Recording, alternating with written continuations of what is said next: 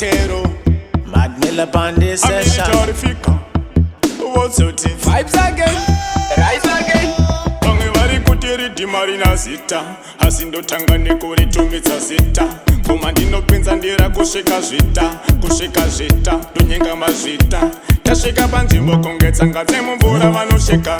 kana zvimoko kungosiya zvichitweka kuita tava yelo vauti izva zvisi zvega ndisi amachapa ngoma ndikasvika vanoreka Ndapedza basa saka tsvakai basa mukuru pakuvhura huru ngoma ndapasa ngoma dzine matriki pati chine masa ngoma dzonaya makore pasina kumbokasa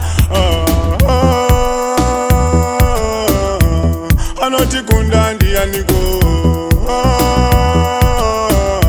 kapata mutsvaga tamushayiwa anotikunda Ndiyaniko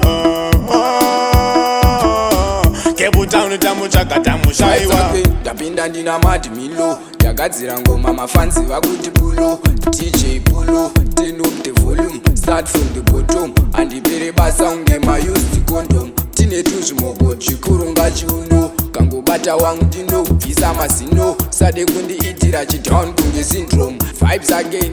no hard feelings imakomborero hobo takashafa machuni hobo amwe nehondo vangasafa world cup havakwane vanoperera kosafa ndosimbisa majaendi vakuru hanzi harina zita tari pazita machambiyoni military figure tazvita mukoma pauma munoziva zvamunoita aya mangoma atingofata makuita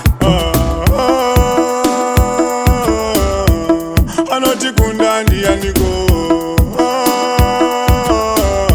kapata mutsvaga tamushayiwa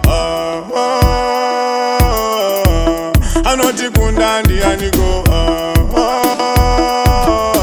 Cape Town tamutsvaga tamushayiwa vari kuti Riddim Harina Zita asi ndotanga nekuritumidza zita ngoma ndinopinza ndira kusvika zvita ndonyenga mazvita tasvika panzvimbo kunge tsanga dzemumvura vanosheka kana zvimoko kungosiya zvichitweka kuita tava yelo vauti izva zvisi zvega ndisi amachapa ngoma ndikasvika vanoreka Ndapedza basa saka tsvakai basa mukuru pakuvhura huru ngoma ndapasa ngoma dzine matriki pati chine masa ngoma dzonaya makore pasina kumbokasa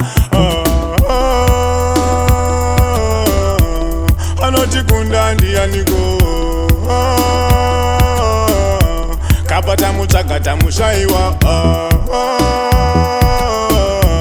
anotikunda Ndiyaniko Cape Town tamutsvaga tamushayiwa ndapinda ndina madmillow ndagadzira ngoma mafanzi vakuti pulo DJ pulo turn up the volume start from the bottom andipere basa unge maused condom tine tuzvimoko zvikuru ngachiuno kangobata wangu ndinobvisa mazino sade kundiitira chidown kunge syndrome vibes again